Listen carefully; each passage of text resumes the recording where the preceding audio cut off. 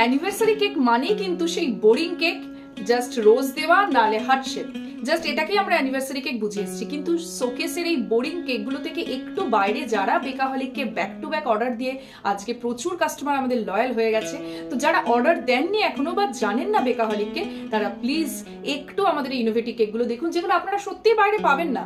কারণ এই real floral design বা fresh fruit cake, real rasmalai dessert cake, rabri cake, এগুলো সত্যি ফ্রেশ বেক ছাড়া কোনোভাবেই সম্ভব নয়। চলুন দেখা যাক এই 15th ইয়ার অ্যানিভার্সারি কেকটা কেমন লেগেছে।